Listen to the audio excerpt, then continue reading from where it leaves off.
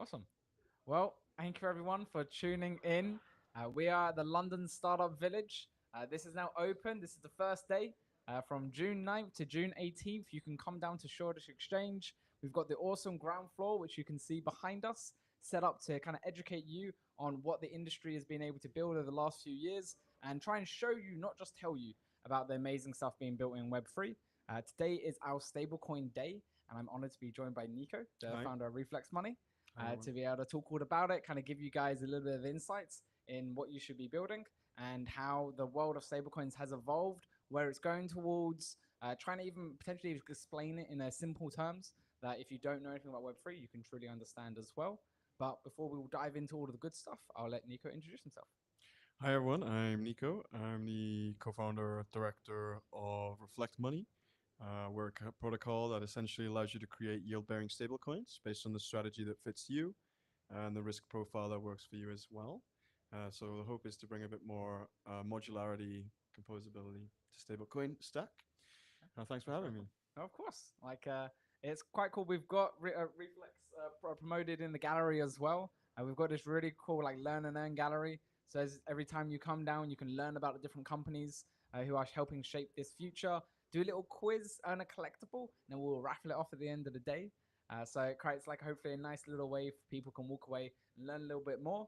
And here we're trying to create a space where we can dive into it a little bit deeper for the ones who are listening.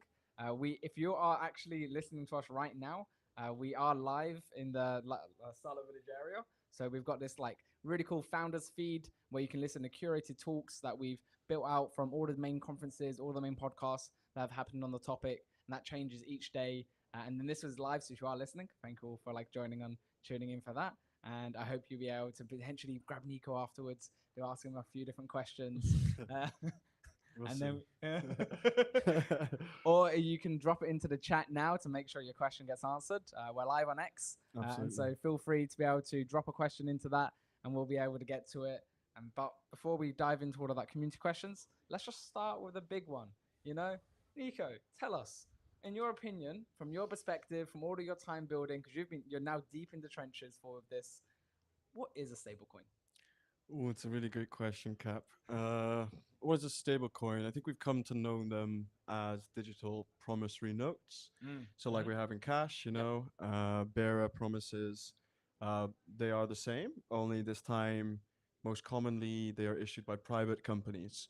So, it's the first time generally in history that we've had a trusted or a way to trust private companies with issuing forms of cash. They're now evolving into potentially more non custodial, decentralized units of fiat for use on blockchain networks. But in the simplest form, it's, let's say, an updated form of the cash we have today, Mm. let's say. And it was quite interesting. We even just before this, we were talking, and you were mentioning how the current fiat system is like almost like military backed. You know, like it's like a Yeah, level of it's enforced on the highest level to be able yeah. to do it.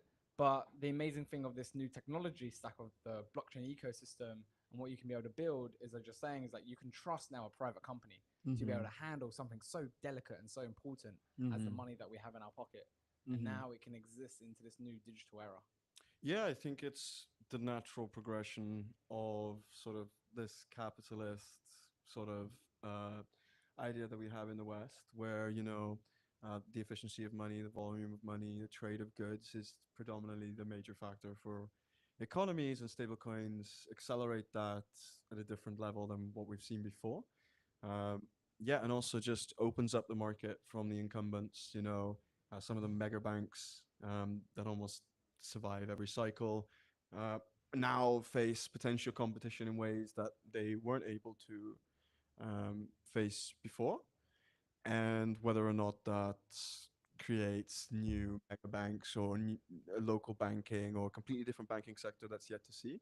We're kind of in the early stages, but it's a new exciting tool that could potentially enable that if used right. Yeah. And I think it's probably why we're seeing a lot of like big talk and a bit of like a lot of tension going towards stablecoins as of all the different products that exist using this new blockchain technology as one of the ones that is true like product market fit. You Yeah, know, it's being absolutely. able to like properly show how someone's in an emerging currency country, their local currency is fluctuating. They can just use a stable coin and they can have a lot more safety and security over how their funds and how they are transacting those goods and services that they're being able to do. Like, what's been your opinion on this idea of like stable coins being one of the big ones to have product market fit? I think blockchain in itself has been sort of this generalized solution to the idea of problems, I Yeah. like to call it, that we have in the financial world. Only few have shown realization in adoption, meaningful volume, and things like that. One of those being, as you said, uh, financials in places like South America, Africa as well, have an outpaced adoption of these assets, which is really, really exciting. It shows that for those that need them, the value prop is immediately there. It's immediately understandable, and really easy to grasp. So that's exciting. I think, in the West, we have a more traditional outline on the use of money, right? Like even in more advanced Eastern places, like China, for example, Korea, they're more used to using a QR based or digital type payment system at a broader level, but we're not so much here. And yeah, it's really exciting that these are now the systems that will hopefully enable this and create behavior changes. Is there a way that you're gonna you have like this thesis of how things are gonna start evolving with it? Because with stablecoins, it does just start to bring about a new relationship with money and how you hold it, how you spend it, how you use it. Like, what is your kind of thesis of how this technology is now going to start changing how people live their day to day lives? Yeah, I think stablecoins in themselves um, aren't so transformative to the individual. I mean, that maybe that's a hot take. Um, but to the concept of the use of money and how we know it, so spending via cards, these new neo banking type applications, Yep. what I eventually see playing out here is almost maybe not even a sudden realization moment, but there will be like this inflection point where, especially for businesses like Monzo, Mm-hmm. Revolut, who've recently popped up, are trying to compete with the larger incumbent banks. It's very likely that one day, maybe overnight, that a lot of their rails under the hood are Mm-hmm. stablecoins. Yeah. We've seen the same for Mastercard. I think they announced recently that close to 50% of their European transactions in the last few months were actually Mm. settled by them in stablecoins under the What hood. is that? 15%. No, closer to 50. Oh wow. Same with Oh Visa has wow. also done billions of dollars in stablecoin settlement Mm. already. And the realization there is even just the small fee saving for Yeah. Yeah. these applications for these banks are actually huge numbers Mm. in the Yes. grand Yeah. scheme of Yeah. things. And it makes them a more investable business and these sort of things. Mm. So I think that's how we're evolving now. We're starting to see those who move money anyway, Mm. maybe business to business or between retail customers, are realizing sort of the value they save in themselves and are Yeah. starting to already adapt into the stablecoin Well, business. because you touched on the big point there of like being able to now move things digitally, like wallet to wallet. You are making huge cost savings. You're eliminating the person in the middle who is usually taking like a nice hefty chunk Mm-hmm. towards it.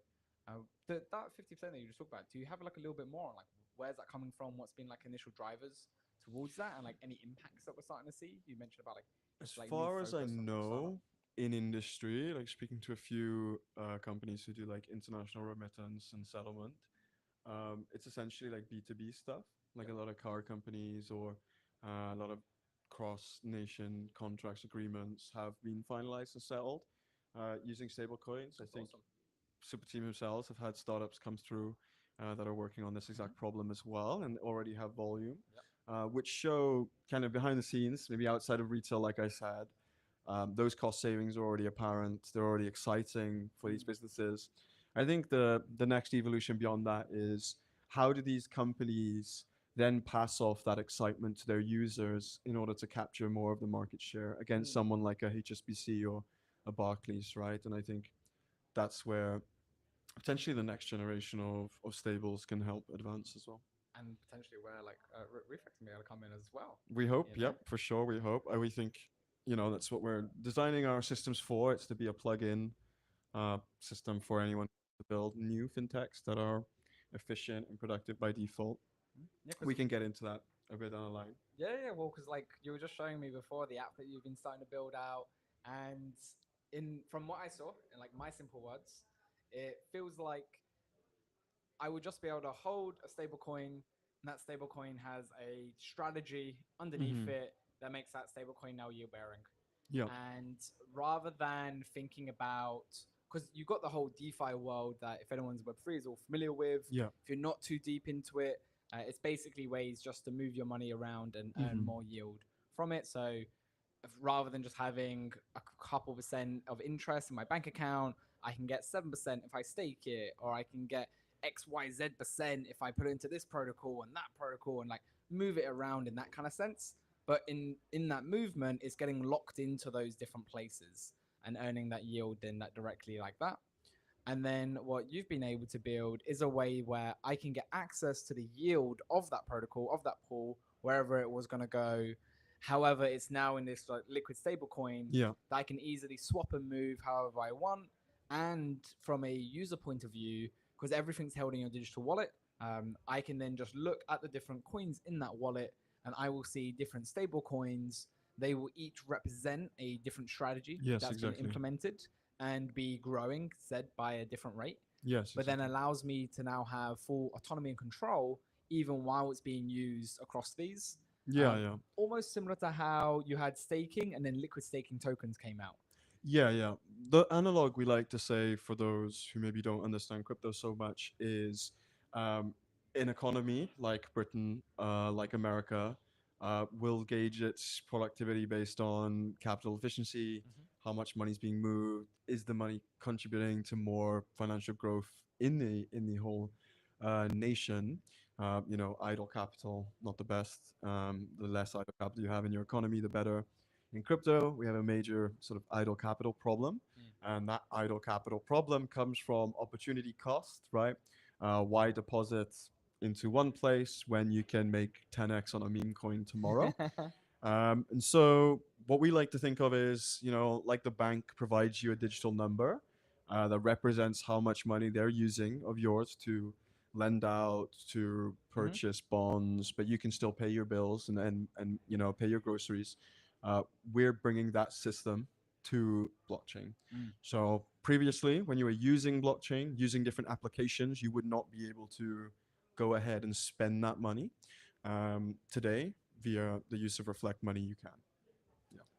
And even just on a point you made there, that I think for people who may not be aware, like when you do hold your money in your bank account, 90% of it is lent out. They Yeah. only have to hold 10% in deposits legally. The rest that they can play with, and they are buying things like bonds and all different types of different instruments in order to create the yield which they pay you a piece of in interest. Yeah, yeah. It's not necessarily a bad thing. I think it definitely makes the economy go around and definitely helps a lot. I think the problem is that over time, you got so many humans now involved with these systems that you have risks there, right? When Mm. it comes to human made errors, emotional Yep. sentiment that actually strategy doesn't care about, and I think human based intermediation is going to come to an end within our lifetime. I think Mm. we're going to have enough proven out financial strategy for representing capital that anyone can choose the area of the economy that they want their money to back, Mm-hmm. whether that be treasury bonds helping to deal with inflation or the debt, or whether that Mm-hmm. be providing it to lending and helping new businesses and things like that. Or we want to enable a world Mm. where the user or the average developer can Mm-hmm. choose those options for their Yeah. users. And that's a pretty exciting thing. Like when we started bringing together the startup village, one of the big things we wanted to do, because we were working with a big Web2 company, Help Bank, founded by Simon Squibb, a very like entrepreneurial community, not necessarily deep into the weeds of our kind of like traditional Web3 industry. And I think one of the most beautiful ways to be able to explain it to them is on like this is what the future of the internet starts to look like. And I think that's a really nice picture to paint that you talked about there. around how you will get to decide how your money is being allocated, Yeah. because it will be on this shared database, which you Yeah. talked about before. Of like, how do you explain blockchain in a simple way? You'll find a shared database Mm-hmm. as a simple way, Mm-hmm. and then that way you can clearly see where all the money's being spent, how it's Yeah, being exactly. allocated. Maybe in the future, everything we pay in tax and government spending will be on Mm-hmm. this shared database, and we can Yeah. decide I want to put extra money into education and healthcare. That probably sounds further than what we usually mentioned there, which is this idea of like, well, actually, private money can also, your own private money can Yeah. be allocated in a certain manner Yes. through these shared database and technologies. And even how you mention around how, well, do I want to put it into a bond? A bond gets a lower Mm-hmm. return, but it adds an important value to the economy. Yeah. You know, like even that financial literacy education becomes really, hopefully, exciting for people to be able to learn about because they Yeah, get the exactly. ownership in it. You're like, oh Exactly. no, I get to be a part and I get to build this part of the future. And in as we move into that era, you get that kind of ability to choose, and it's trustless, it's permissionless. There's things happening on the back end that enable it to work, and you get to experience the value and the feeling of ownership in the economies that you're contributing towards, because you Mm-hmm. get to be able to decide and be able to choose. I want to help contribute here. I want to help contribute here. Yeah, the way I like to pitch this to like non-blockchain native people is if in 2008, imagine you could have told your bank that you only want your money to be backed by U.S. Treasury bonds, Mm-hmm. not by mortgage lending, not by baskets of assets like Uh this. huh. Yep. A lot less banks would have imploded, right? There would have been a lot less leverage available Mm. in the property Yeah. sector, Yeah. and you wouldn't have had such a slip that you did, that then truncated onto stocks and everything else. I think that is one of the most interesting parts about stable coins is this transparency Mm-hmm. thing. You know exactly what is the set structure Yep. of this cash, and there is no, let's say, uh, befuddled risk. So, as you know, in 2008, because of that crash in property, there was implosion across all different stocks as people tried to recoup gains from other assets to Mm-hmm. cancel out losses. And there's all the panic, withdrawals from these different banks who then also had to reduce their margins. And it created this cascading effect. And that's because, their capital, their cash, is intermediated by humans, and there isn't a set structure to this. If tomorrow they want to go 10% bonds, they can. But if the next day they want to go 99% risky mortgages, they could, right? Mm-hmm. Obviously, in law, there's a limit to how much fractional reserve currency can be extrapolated to. But I think, there's a And it, reason why that bound was put in, and yeah. and you know, blockchain and stablecoins afford the user the ability to choose the set structure rather than trust humans to enforce a set Mm-hmm. structure. And it starts creating like a uniform sort of approach Mm-hmm. across where everyone can start getting closer towards reading the same information. And right, I think you do see a lot of that asymmetric information across Mm-hmm. people. The banker will know something different to the teacher, Yeah, exactly. and that asymmetric information starts to get smaller as the tools kind of get that gap smaller as well. Yeah, yeah, exactly. I think if you're a developer and you can easily offer treasury rates in a few lines of code, or easily offer lending rates in a few lines of code, I think then you also have, this incentive to let people know Mm-hmm. you have more time to actually put work into educational content Yep. around the different interest rate pools that you have in your application. Um, and I think generally that's probably a better model. I think because it takes so many people in a traditional world, intermediation, biggest industry in the world, tens of thousands of people working at banks, just trying to identify the best strategy for this money. We can just boil that down to autonomous systems, and it gives us so much more room to actually open up that playing field, as you said. It's not this thing that requires tens of thousands of people anymore. Therefore, we can more easily educate on what it is that these systems are doing. I still think that is locked behind this door of like general stablecoin adoption Mm. in just day to day real world. I think the cards and things that you're seeing pop up Yeah, yeah. now are a really cool way of bypassing the whole sort of traditional banking industry and allowing people who have educated themselves on these stable coins to Yeah. just be fully involved. Hmm. For example, myself, I'm debanked for the last like 8 9 years. Oh wow. So I've paid all my bills, my rent, and everything with crypto, different stable coins. Kept all my assets in stable coins pretty much for the last 5 years. Oh, wow, I've that's awesome. It was hard in the beginning, but it's getting so much Yeah, yeah, easier now. yeah, There's yeah, cards where you can literally direct debit from, and I think that's more and more where we're going. As we said at the yeah. Mm. beginning of this chat, this idea that they're such good abstraction tools, right? And I then goes on to lead it to my thesis that no stable coin will win, right? Um, they're not interesting enough to win to users, right? I don't think PayPal or Circle or Tether brand is going to be important in the future at all. Um, I think it's going to be more on the dollar, right? That's in your app, and stablecoins providing there's a standard across them, there's a standard for risk across them. Applications can just easily display it as one balance. And at that point, not even my mother would know that she's using stablecoins, right, every day. And I think that's the exciting thing for me. Well, then that's what's going to happen, where people won't know about any of the blockchain industry or how it all works on the back end. It'll just work, you Yeah, know, just like you don't know how your Wi-Fi works. The yeah, majority of exactly. people is like, I don't know. I just like click the button, put in the password, and there you go. I'm on the internet. Yeah, like even there, we managed to get people to put a box in their house, right? Like Yeah. stablecoins don't require you to have a box in your house; they just require you to just log into an application or something, right? Essentially, purchase the stablecoins or on ramp some funds, and you're off to the races. Yeah. Similar experience to any new bank nowadays, like Monzo, Revolut. There's no physical Yeah, branch anywhere. You can't deposit cash to yeah. any branch, right? There's specific shops which do that service for a fee, which give you Revolut or Monzo cash for a fee and deposit. And I kind of already say that Revolut and Monzo are basically what a stablecoin bank would be. Yeah, yeah. They're just operating on traditional rails, and I think their costs are a lot higher than they could be. But I think, previously the barrier to making one of these things was so difficult. Like to get the right regulatory sign off, the licensing across the different places you need to actually bank people was so difficult before. You could probably build a stablecoin bank in a way. Yeah. Which is pretty powerful if you think about how you can empower then that generation of builders Mm. to be able to create something new. Mm-hmm.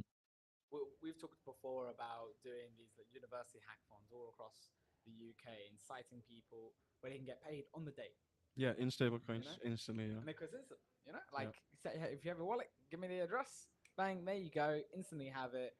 Now you can then go on and you talk about the other technology you need, like the cast and like the different payment cards. Yeah. So I can now be able to go and spend that, and I Yeah. can become real.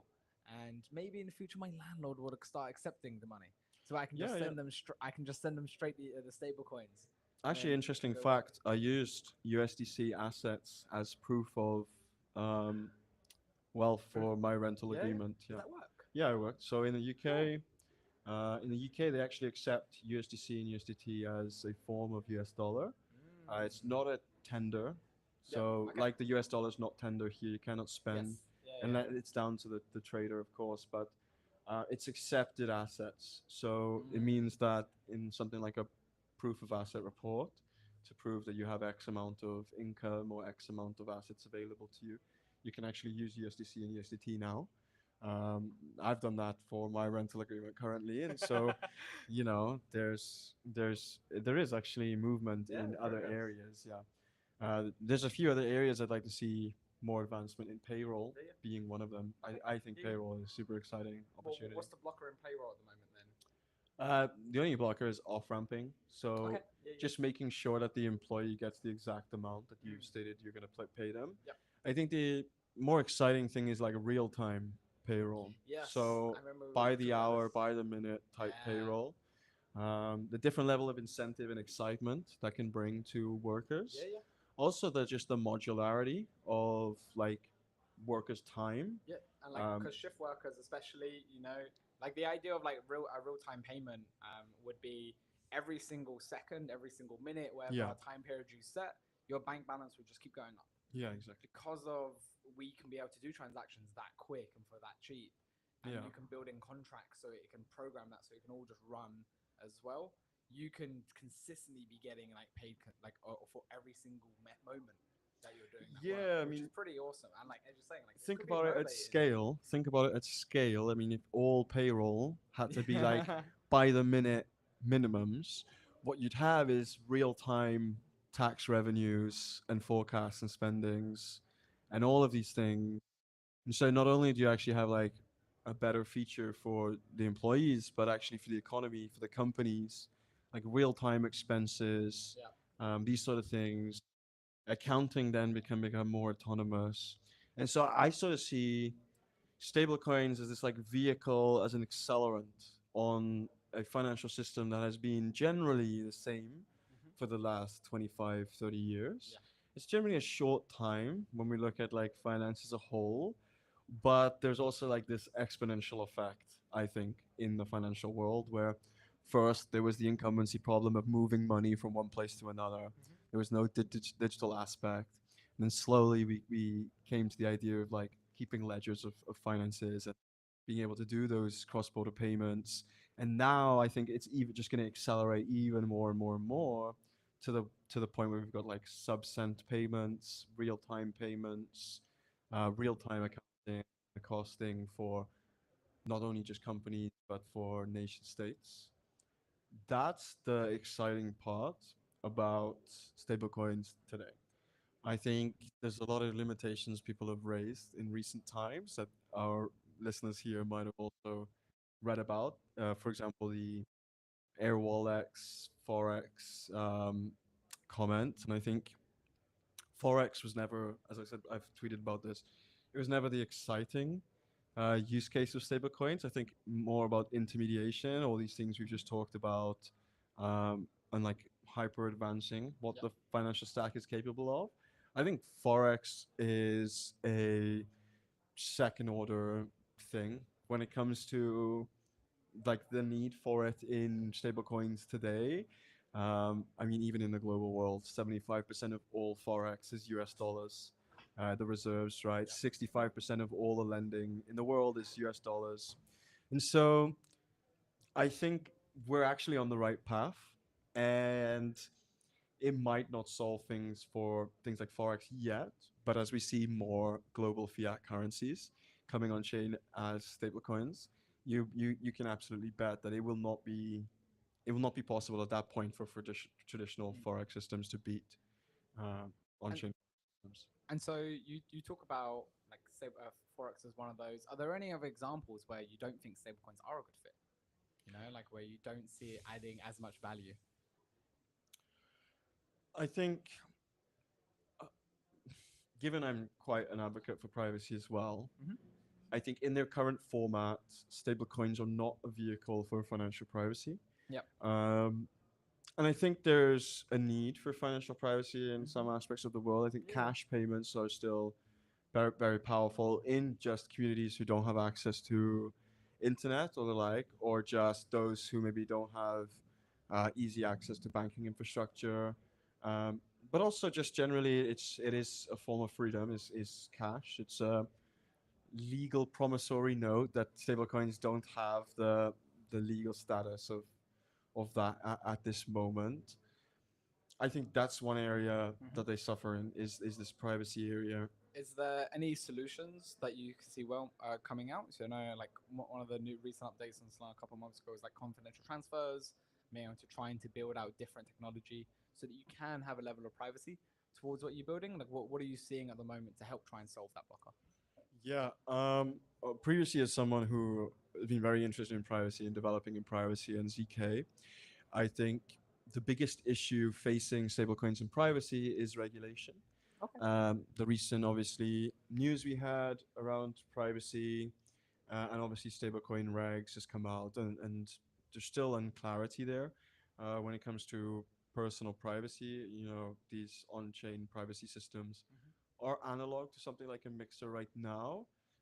Solana's new feature, if you want to wear confidential transfers, is not. It's a different way of doing a private transfer that exposes who is involved but not how much, which is generally what the KYC AML Mm. world would prefer. So it's really exciting to see Solana build support for that natively. It allows fintech apps to add that flow. I think just the problem is that 90% of stable coins that exist today, or 95%, maybe more, um, are issued by centralized intermediaries that are very heavily the subject of regulation and law in different jurisdictions, and they have to fully abide by. And there is this attitude right now that privacy in blockchain is generally considered as negative within like lawmakers and policymakers. But I'm of the belief, having worked in policymaking and applied innovation before, um, that there will be this HTTPS moment. So if you aren't familiar, uh, in the early days of internet, when e-commerce started to boom, I think a researcher team came out with the thing of HTTPS, encrypting all payment information that went through commerce websites. At the time, that was seen as like a negative. Like very early on, you can look into it. It was seen as like, oh no, like encryption bad. And then as we come to understand, you now won't buy from a website Yeah. that doesn't have the little uh, The little lock padlock. icon. Yeah, yeah, Exactly, right. And so that's how I foresee privacy happening Mm. in blockchain. Um, at Oh, okay. first, Yeah, you'll yeah. have this like, oh, that's very scary on the regulatory side. Once they come to understand how you can do it in a way that is also supportive of not mixing funds with potential bad actors, Yeah, yeah. we'll see this regulatory moment where actually wallet providers, neobanks, payment systems will actually be encouraged or now actually regulated into enforcing at least confidentiality Yeah. in transfers, right? And I think there is going to be this inflection moment. So there's a big gap there on the market for a big composable system. You know, luckily Solana has even filled that with confidential transfers, but even at like the app level or like almost like Stripe or the payments API level, solving that problem so that developers don't have this big like hurdle to jump over when they're trying to then make their stablecoin transfers or storage private. So I think there's a big opportunity there for a lot of teams, right? And that's quite an exciting space as well. And I think because the big thing with that privacy as you mentioned is like the AML rules and like regulatory fashion wanting to be able to make sure that the consumers are protected, everything's reported, everything's tracked, and the idea of a blockchain that shared database on its surface immediately says like everything's there. It's all public. You can see it like that. You can follow every single dollar back to where it initially came from. So there will be like a clear path of like AML and like properly understanding where that money's come from. That fear that you're saying that regulatory is the blocker is like that little gap in the middle where like what happened here? Yeah. Like it creates breaks in the chain where they're following that fraud. Mm-hmm. But through like smart systems, you're able to clearly still delineate. So we talk about confidential transfers. Still shows who's there. Maybe not as much, like how much, but you can create these tools and potentially just saying there's actually like an opportunity for someone to build out different solutions around this to get that HTTP kind of like outcome again, Yeah, where exactly. you'll notice that lock is gonna be there, and Yeah, I'm gonna not like do anything until that lock is there. yeah. And on the back end, governments HMRC is happy because they've still been able to see like a clean flow of everything and proper good actors along the way, and I can trust that nothing's been mixed up, that maybe that I can see all the money move. And I guess it is like an interesting problem to look at because, well, do you need to know how much is moving? At what point does it know? If especially if you're HMRC and you're calculating tax and you're being able to figure out, well, how much have you earned this year? Like when we start going onto a shared database and you talk about being debanked yourself, like none of your money is like in a bank itself; it's all there Yeah. for be able to find. Like if HMRC is like, okay, cool, what we're looking like, they should be able to see. Yeah, And yeah, like then there would be that way of even like them updating their systems. You don't report to HMRC.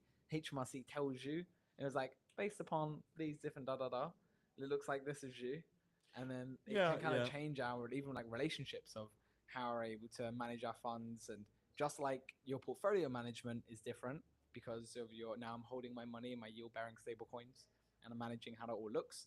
We also do have to remember that there's always tax as part of this Yeah, as yeah. well. Like, so each different local government body is going to be looking, or like local tax body is going to be looking at, cool, how can I be querying this? How can I be understanding this and creating that picture, my profile of you, how much you've earned that year, how much you need to help contribute back to the economy in order to allow us to then keep growing and keep moving forward beyond how you've also been able to move your money around and decide, oh, actually, I want to support bonds or I want to be able to support this Yeah, and that. there's a time and a place for transparency, I think, right? Like, for example, when it comes to like what is backing my stable coin, that should be a Yes. very, very transparent Yeah. thing, right? Like, almost with no human required in getting that information. And that's one of the thesis we have. When it comes to actually the user, when they have the stable coins, we'd love for them to have the option to have that financial privacy. We think Mm-hmm. someone's portfolio should be private, but the systems helping enable these portfolios, we think, are designed on these public ledgers for a reason, right? I Mm-hmm. think you want your lend pools for these stable coins to be public, but you don't want maybe how much you lend or whatever Mm. to be public information. So there is a shift that the industry needs to face, but I think right now a lot of the focus is on like remittance or payments, and as you said, Reflect is trying to break the mold of it and to introduce more of the concept of like yield coins, like Yeah. choosing where your yield comes from Yep.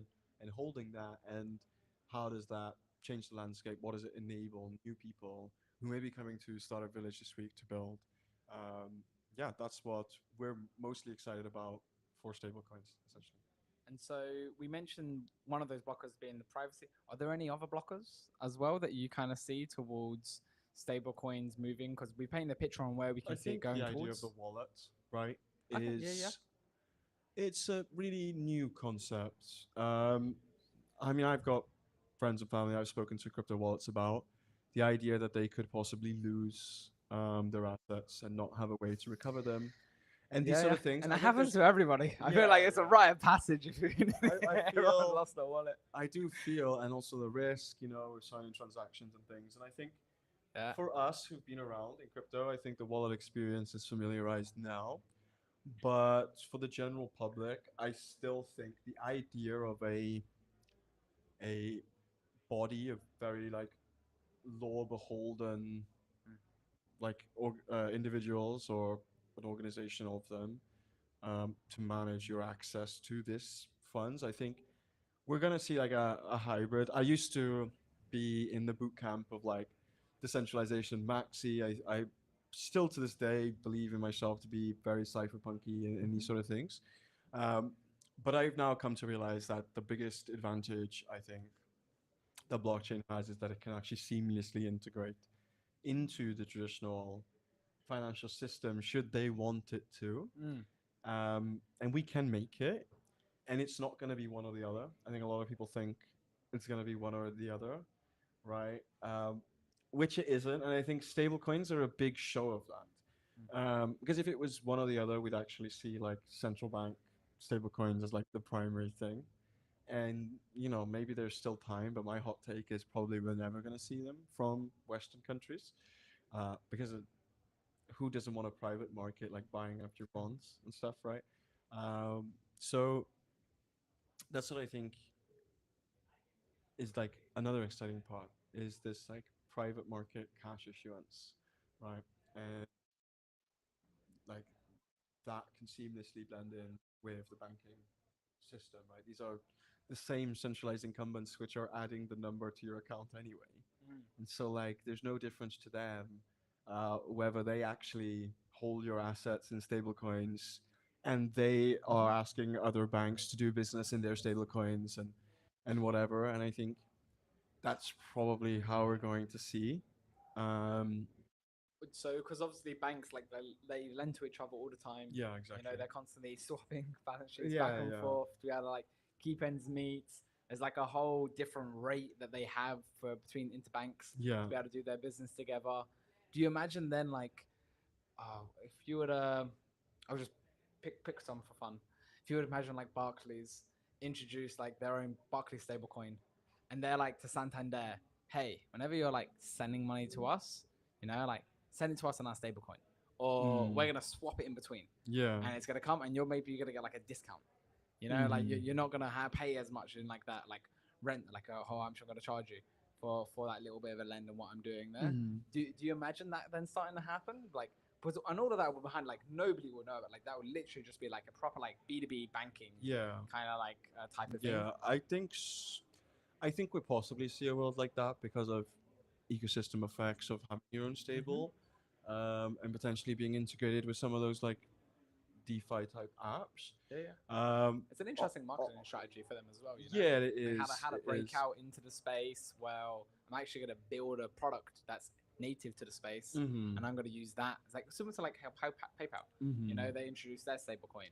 When you You think know. about PayPal stablecoin, like the stablecoin itself replicates the entire business of PayPal. Mm. So that you think that's how far payments have come by using these technologies is that PayPal previously needed mega infrastructure to create accounts Mm. and then to store all the balances of those accounts and then to account for the changes of all the PayPal accounts. That's what a payment system does, right? But PayPal USD does that natively as part of its function inherently. So without all of these like members of staff, just one token itself can mimic the entire business, The whole stack. the whole stack of PayPal. And so even they have realized this, and so that's why you've seen PayPal USD.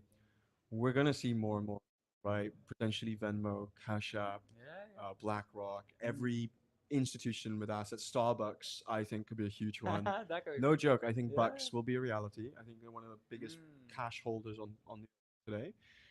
Things like maybe top 50 bank. Maybe someone comments can actually give me the real number. But yeah, I think we're gonna see this type of thing, and then there'll be clearing houses like we have today who can just say, okay, you've spent Starbucks, and we're gonna clear that to Barclays USD, so you can pay this vendor at the Barclays account, right? Uh, there's that way. I think abstraction systems are the next generation in stable coins, not the stable coin itself. We've discussed a little bit about like why doesn't reflect branded stable coins. We think that eventually companies who might issue them themselves for intermediation will brand them themselves. Yeah, yeah. Maybe they just won't brand them. They'll just choose a basket of these Hmm. and wrap it under one US dollar balance for users in the application. That's how we see the future going. So how stablecoins evolve on like the B2B level, as you said, the intrabank level. Like imagine all the accounting that you have to do to figure out how much Santander owes NatWest.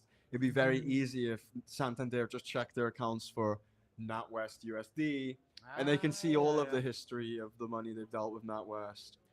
So yeah. there's just Yeah, like yeah, interesting benefits like this natively built yeah. in Mm. to the asset itself, rather than requiring humans to Yeah. provide such a feature. And I love that analogy when you mentioned about like PayPal, how their PayPal like stablecoin is the full stack of the business that they Yeah, that built they built in for the 10 plus years, and yeah, and then like overnight they're like, oh, cool, now we can use this. And yeah, like yeah, yeah. I think it's potentially like a really cool way of just showcasing how this technology allows you to do things better, faster, and cheaper. Oh, absolutely, Like absolutely. there's when we've been like speaking to like different policymakers and regulators, we spoke to Binny, was one of the very first people helping build the digital asset arm of the FCA. He echoed this as well, Mm-hmm. where like it's almost being pitched as this revolutionary technology that's going to change the world. And yes, it's going to have like big impacts towards how we function and what everything starts to look like in this new Mm-hmm. internet. However, it's just it's the only reason it gets to that is because it's just a better, faster, cheaper technology, Yeah, yeah, and we need to start framing things in that way, not framing them as like, yes, we're gonna rule the world. yeah, yeah. More like, nah, it's just a better way to do business. Yeah, it's just a better way to denominate a number on a screen. It's Yeah. like how I like to say it. People like to say, "Oh, banking is just numbers on a screen," and that's true. These are better numbers on the screen. Stablecoin is like actual better. Like there's something behind the number. The number is Yes. not just a number, Yeah, right? yeah. You can't just change it, for example, Yep. right? And there's a Mhm. bunch of these extra things that actually make it really, really, really interesting. Yeah. And so, with even like, I'm curious if there are there any other blockers that come to mind. You talk about the privacy side of it. International currencies, right? I think Okay. it's difficult for. I mean, I personally hold all my money in US dollars Hmm. because that's primarily what stablecoins are in. I would like exposure to Great British pounds, Yeah, yeah. but of course, Great British pound stablecoins, um, not not too popular. Same with euros. Same with crowns, yen, whatever it may Mm. be. I would love to see more teams akin to a circle Jurisdiction, in different jurisdictions for sure. Just because also it allows for local innovation, yeah, right? yeah.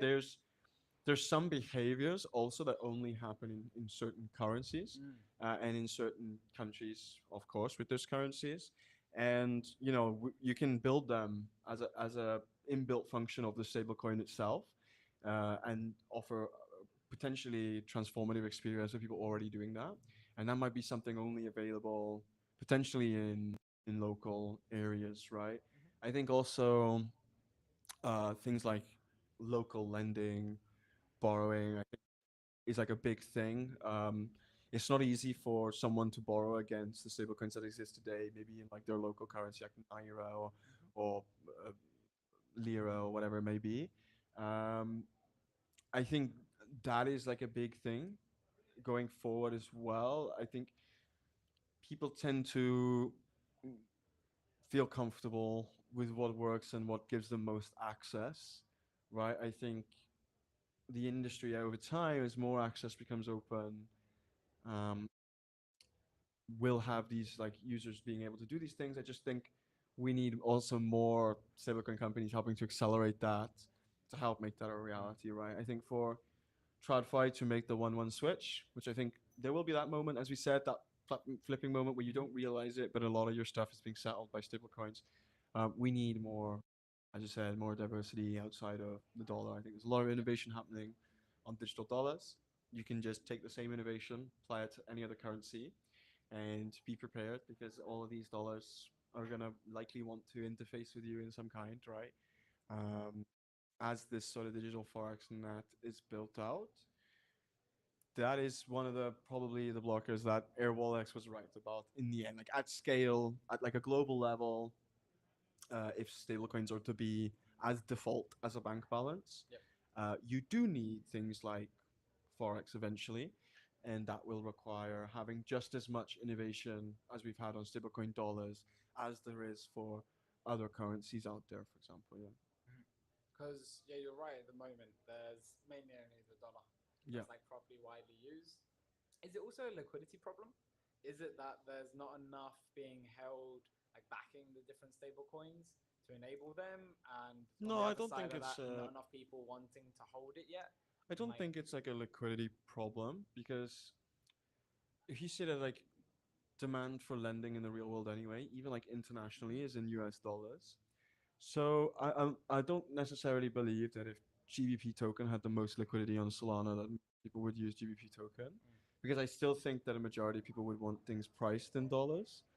Um, I think it's more American culture and US dollar culture is very financialized, right? yeah, Like, I'd say the average US person knows more about stocks and savings, 401ks, and all of this stuff than the average like British person does. And then like maybe again then to the average uh, person in another yeah, country. And so I think that is one part of it, like one part of the culture. Um, but also just comes down to like demand, right? Like right now, for example, it's easy to go use the dollars you've borrowed in crypto on something else. If you borrow like pounds against your dollars, there's not a lot you can do mm. with those pounds today. So Unless you're in the UK. yeah, exactly. But it's also like usability, right? Like, is that pound stablecoin easily like spendable? Do they have their own card? If they do, then it like there's a reason there. You know, maybe you want to hold your money in dollars but be able to spend pounds. That's like one thing, but we don't have as much as those yet. I'd like to see more of them. Yeah, I think that would be a really good way to push more UK based or EU based banks or fintechs around this sort of thing. And it then starts creating the arguments more and more of, well, when I hold my money, I hold it in this digital world. You know, I hold Mm. my digital yield bearing stablecoin. The kids coming up in the next generation, they will know nothing but just holding money in these local stablecoins on any of the ones that they have. You know, like Yeah, there's like a probably Revolut they'll just kit have a. account now. Yeah, they'll probably Uh, just have like a bank that they're like they're familiar with. Maybe something like a Revolut, but my thesis is there's going to be 1,000 Revoluts in the next 5 years. Local banks, country-based banks, right, and they're all going to be built on this stablecoin stack. Yeah, I definitely see a point where it's normal for the younger generation to just think about money entirely digitally and in like yeah, yeah. very little ways to Hmm. do with cash. And I think in that sense, then like to them, stablecoin versus digital balance doesn't matter. What matters is like Mm. features, right? And like Okay. how easy are you to use? How beneficial are you? Yeah. And I think there's gonna be more around like narratives, right? Like, for example, especially in the modern day where young people have such a hard time getting ahead or actually saving. Hmm. Um, for example, you go on any banking app today, it's very hard to find the savings, or it's very hard to get a good rate on Mm. any deposit. And even if you're deposited, like you can't spend that money. Um, Yeah. and so I think the for the younger generation, we're going to see more of like a feature thing, like you know, a lot of things about involved like social side or social saving. I see as like Hmm. one thing, or just like new, completely UX enhanced apps for the way that people interact in the modern day. Yep. And if we just abstract like away and we said like stable coins didn't exist, that like the banking system needs to figure out ways to build out, it would be a Herculean effort, right? It would be Titanic level of work, but using stable coins becomes very easy. And so there's this argument that like it's a natural progression anyway, and there's not a lot of reason to fight back Mm. for the incumbents like a Revolut anyway. Um, so yeah, I definitely think the optionality is going to come to the younger generation, and they'll want to stick with that. They won't be happy with the traditional LPing way of doing it. Well, when you even talk about how there's like 1,000 of these Revolut apps, you really just talk about like there's extra innovation going into this. Mm. You know, I think one of the interesting ones that came out is like it's an old one, but it's like a web tool. It's like I think it's called Moneybox. You know, Mm. it's like it will just save, like if it will just round up to the nearest pound Oh yeah, what you would yeah, spend. yeah. And You you know, saw now Monzo does it, mm. Revolut does it as well as a and feature. and so like it's a really nice little feature Yeah, that can get created.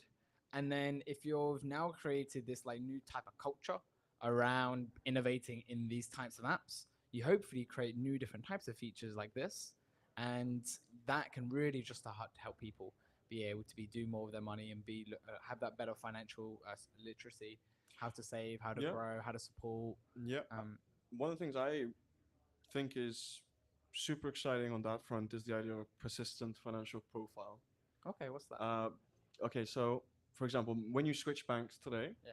they have Hmm. to do a whole bunch of reports on you, and then you transfer your balance over, and it's a whole like separated Mm. process.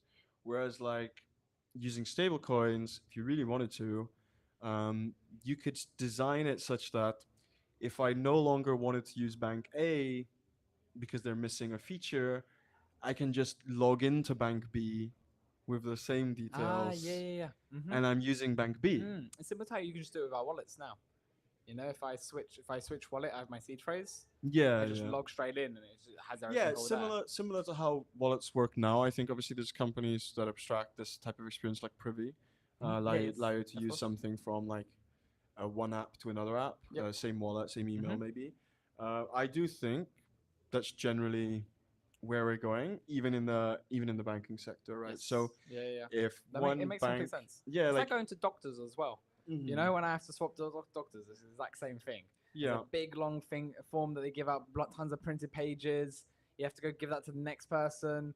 Sometimes they forgot to email them over the details, and they're scanning through the docs, yeah, like mm. get it into their database. And in that, if you think about it, in this design, the banks never hold your money Yeah, yeah, yeah. because your Uh financial huh. profile. And it's just a key. It's just like a little It's key. it's an interface Yeah, that yeah. is saying, okay, give us Uh huh. 1% of all the interest you make because we got the best features. Yeah. And so what we've essentially done is taken away by building out the intermediation stack, offering that to developers, Mhm. the users. Mhm. You take away like the power banks have, Mm. and you give it to the user, Yeah, yeah. and you say to the user, now go to the Best bank. neobank or the fintech that Yeah. offers you the most features, or That you want. yeah, You and just know that, log that you in. Don't specifically yeah, no enjoy. need to sign up. Just log in. All your Uh money's huh. there. It's all set up to how you had it set up before, right? And so That's exciting. that's my idea of this like persistent Yeah, yeah. financial profile, right? Ah, Not having yeah, to yeah. switch bank. You just log into Mhm. a new one. And it's just always there. Yeah, it's just always there. Yeah. So you can still recover that account if one bank goes bust. You're good. Just log into another one, Yeah, right? yeah. And so that's how Yeah. we envision the world of Mm. stablecoins going, and to do that, you need, of course, systems like Reflect. So I love that, and I think let's touch on that a little bit more because one of the other things you mentioned around like insurance, like right Mhm. now my bank account, there is a certain amount that I have insured, like Yeah, 75, 85K. This is like if everything goes belly up, I'm yeah, completely insured by that amount. Anything beyond that, maybe not so, but anything in that realm, I'm okay. yeah. What is your current ideas around like, okay, how am I insuring these stable coins? How am I, if something did go belly up, because you never know, if Yeah, something did, like, yeah. how are consumers being like 100% guaranteed and secured that when I do log into the next one, the money is still there, or in wherever I'm looking at it from, that something happens in the world and it's Hmm. still there. It's a brilliant question. I think Circle, Tether, PayPal, like a lot of these stablecoin companies, they don't offer insurance. There's Yep. no insurance on stablecoins today. If you lose your assets, primarily probably your fault. When it comes to backing these assets, there's no insurance on that either. So you're trusting the company to attest that they have all the funds they say they do. Um, the way that we think about insurance is insurance for the issuers is quite a cost. Users typically are not going to pay for insurance on the balance, right? Um, Something we don't see in the banking Yeah, yeah. sector. It's just default, as you said. So there's a real big sort of problem for stablecoin issuers that are centralized today. That being sort of this FSCS competitiveness. So why hold your money in stablecoins when if things go bad, you can't claim like you can in the bank?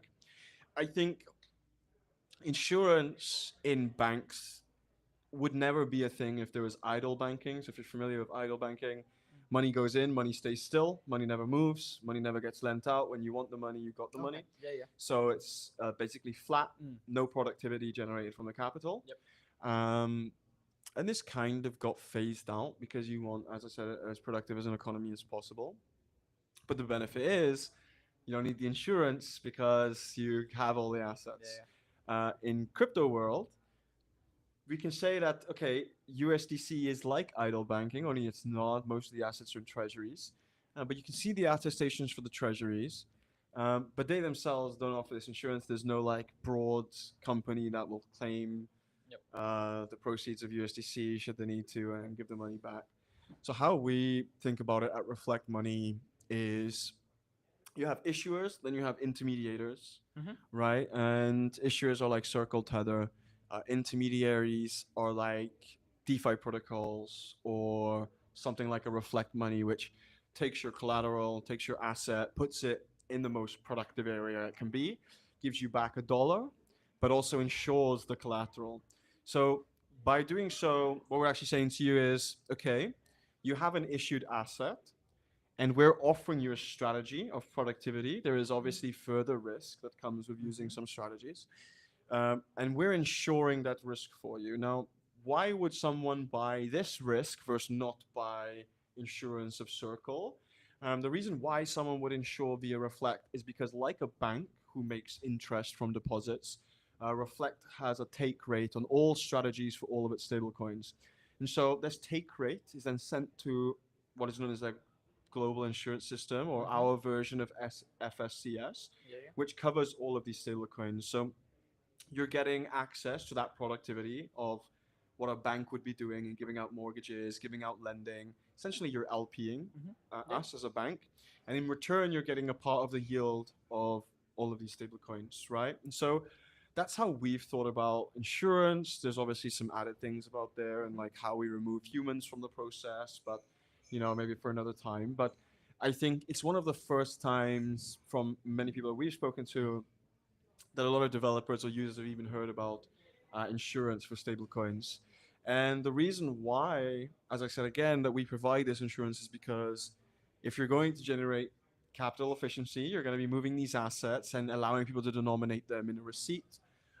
There needs to be some guarantee beyond just you have the assets. Yeah. And in our case, that is guaranteeing users that whatever was deposited will be withdrawable at pretty much all times, right?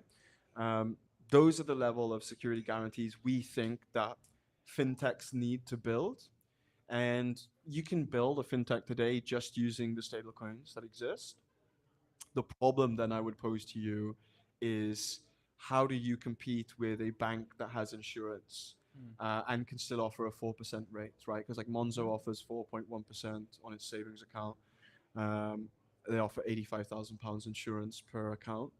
So for a stablecoin fintech without insurance, it's going to be very difficult, right? Yeah, yeah. To Like a risk adjusted yield for like the insurance like loss. Like yeah, you're able to play to people's mindset of safety, security. I know if I put it here, I'm okay. And I just saying that insurance gives you that band where it's like, okay, I'm guaranteed this, even yeah, though I will take like rather than taking 7%, I'm going to take 4%, but it gives me safer peace of mind. And I yeah, think for yeah, like the human psychology, that stuff's really important. That's why I yeah. really like that you are taking mindful of this. And if I understood right, you're taking when these yield strategies are running on the stable coin, you're taking your cut, you're taking a piece of that and putting it in towards like and basically an insurance policy for Yeah, the so person. Reflect as a system, you could say like its economic purpose is to become the largest underwriter of Mm-hmm. intermediated capital, and that would be basically having this ginormous insurance pool, right? That means we can create more strategies, more stable coins, more choices for how users want their Mm-hmm. money to be backed. Um, that obviously requires a mega insurance system. That's kind of what we build out. Yeah, as you said, if the strategy is paying out 10% APY, maybe a portion of that is being sent into this global insurance Yeah. system, which is what we like to say Reflect is. Okay. You're essentially paying for security Yep. and insurance, and the people who are providing money to the Yep. insurance are taking that risk, right? And so we like to call it as like the first time in blockchain or crypto that risk has been distributable, as in like people can directly purchase risk from a protocol, right? So in the case of, let's say, in DeFi, when protocols typically might be exploited, the team will fill the gap. Here, we've already sold the Yeah. Yeah. risk to LPs, and so it's exciting new time also for DeFi. This new model of being able to sell risk Mm. as a way of decentralizing, um, we think is the next step also in beyond stablecoins. And I think as we're going into that, like the story continues to be able to grow in how we're able to take old financial systems and bring them into this new era. How we're able to kind of take what was working before, but give it into like this new rails that's more scalable, more different type of ownership, adds into hopefully a level where it works with and a lot of what we're talking about here is like it removes the people in the middle and allows it to get it just to its core function and Yeah. doesn't require somebody pushing buttons to make it work. It's already been coded. It's already Yeah, running. yeah. I think the most expensive middlemen in the world are those in finance, right?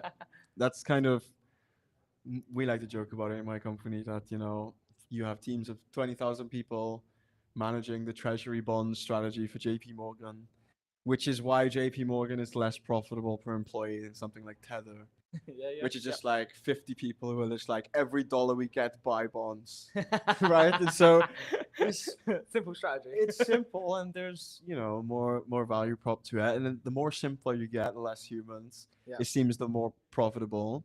And the way that we think about Reflect is that then goes back to the users. This You cut the middleman out, you do it with an autonomous system, you can pay the people who are depositing the money, um, I like to think of Reflect as, a bank that pays you to deposit, Yeah, yeah. kind of, right? Because it's what it does. Yeah. Mm.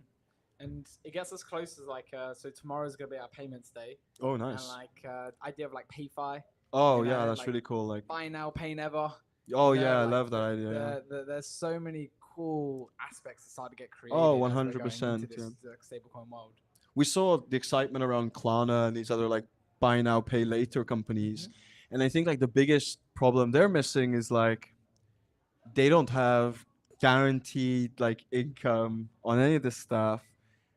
You can encode some of these loans into stablecoins, right? Yeah. And build better consumer Mm. systems with them because just primarily the money itself is programmable. Yeah, And I yeah. mean, Uh-huh. at that stage, the type of applications you can build that even completely ignore crypto and might just be in spending or in retail are so exciting at this point that as a fintech developer or any form of developer, maybe you just want to build a next exciting retail app. I think ignoring the possibility of what stablecoins could offer would be like a radio station ignoring internet in like early 2000s, right? And it is the same thing, Yeah. right? And like you look at those early businesses that really cottoned on and they ended up being huge. I feel same will happen in the stablecoin space as well. Uh, and we're moving towards this better future where we're all going to be able to own. I guess one aspect that we haven't touched on is a little bit more on like the idea of the self custody, Yeah, and I think we've gone around it a yeah, little bit. But do you have any like strong opinions as to what when we start moving into that like space where people own all the assets that they have like true self custody over it. We've talked about like the level of insurance that could be able to protect it. We've talked about the level of like you decide where your assets can be going to move and put towards. yeah, But then what about on like the like hardware wallet side where I hold my money and where how I store that wealth yeah. towards it. Um, ooh. To me, the hardware wallet is the modern day safety deposit box, Yeah, yeah, right? yeah. So anyone can purchase one, Hmm. keep it anywhere they like to, and not have to pay a bank a monthly fee to have it. Hmm. So I like to say that the hardware wallet's the modern day, as I said, security deposit box. Now, when it comes to self custody in itself, as I said before, time and place with this sort of technology. Do you self custody the stocks that you purchase of like maybe Hmm. Apple, Nvidia? Probably not. You go through like a brokerage who makes sure it's cleared through the clearing houses and everything. I think there's levels to different types of people, right? Yeah, Someone yeah. who maybe worked in finance all their life might have their own portfolio management app where they're actually interfacing with many brokerages and doing all of the options or stocks and everything themselves. But there's also the person who just like purchases the Vanguard ETF, right? Yes. And is happy for Vanguard to manage their like tech play or their Medicare play or whatever that might be. I still think that has a place in the world because of human behavior. Um, I think just crypto makes that easier, and especially stable coins and blockchain makes that easier Hmm. for you to be a really good custodian for users, provide Mm. that simplified experience, or even just providing the simplified experience, abstracting away the self custody but never custodying user assets yourself Yeah. is also exciting as well because in us in Reflect, we never custody user funds. That allows us to get around so much regulatory Yeah, hurdles yeah. that Hmm. previously we would have been really difficult if Yep. we had to custody user funds. So Same with all financial institutions now. Like yeah, because they have to go through all that processes because they're taking custody of the funds. yeah. So if you build with enough abstraction around self custody, i.e., using something like a Privy or these wallet abstraction tools where users can recover their wallet, Hmm. put backups and stuff, I do think that it's probably one of the most powerful tools to be embedded. As I said, persistent profiles across applications could be another thing that comes from that. But also this idea that like the choices of a company would not fail a user Mm. because they can still log into that account, still access those assets. And I think that is again another step forward for the financial world. Like typically, if the app you use to stock trade or something, or like Cash App was closing in the UK not long ago, Mm. they sent a text to everyone that if you didn't withdraw your money from Cash App, it's gone. It's like that will like never be an experience people have again, where like they just persistently own access to their assets at Hmm. all times. Owning the access to something is a new concept, Mm. in my opinion, because with login steps, accounts are typically per like social media Yeah. platform or Yeah. per Yeah. application or per bank or Uh-huh. we've never had like persistent accounts that can work for everything, for your Mm. social, for your finance, Yeah. and Yeah. this sort of thing. And Hmm. so, completely new concept. I'm really excited to see how it's implemented. But as I said, it enables some really cool stuff, as we've highlighted here, and maybe even the commenters of the stream will highlight even more that we potentially didn't even realize. And I think that's a really cool way to kind of like leave everyone with that picture Yeah, of that persistent profile of like you're when we start going to this world of stablecoins, we open up this opportunity where I was gonna there's say, like that yeah, persistent ownership. I was gonna say you can wrap it all up as opportunity because with money, there's no in the money itself, like maybe as a developer, as a starter, a member of a startup or something, money in itself is a controlled opportunity now. Mm-hmm. So you've obviously got national banks, you've got then the banks that are very close with the national banks, your like S tiers, right? And you've also then got your local banks or private banking. Um, that is a land that there's not opportunity there because it's such regulated, it's so tight, it's so licensed, and there's a reason for that. It's not to say that it Mm-hmm. shouldn't be. It's regulated, it's licensed like that purely because if everyone had the opportunity without systems to enforce security, you have a lot of nefarious activity. But because of the fact that stablecoins can encode all of the sort Mm-hmm. of regulatory or legal security for users, like we said, self custody and these Yeah. other sort of things, I think it then opens the money opportunity. Like money is now another playing ground for human innovation, and that's what I want people to go away from this talk and think about. That hey, actually, stablecoins I can build like traditional comparable systems and like easily customize them and excite users and capture new users. And there's a whole bunch of use cases out there, even outside of banking. So yeah, get imaginative. And we at Reflect are excited to support as many as possible, especially if you're building on Reflect stables. Feel free to wrap them, brand them, do whatever you want with them, and we'll be supportive as we can.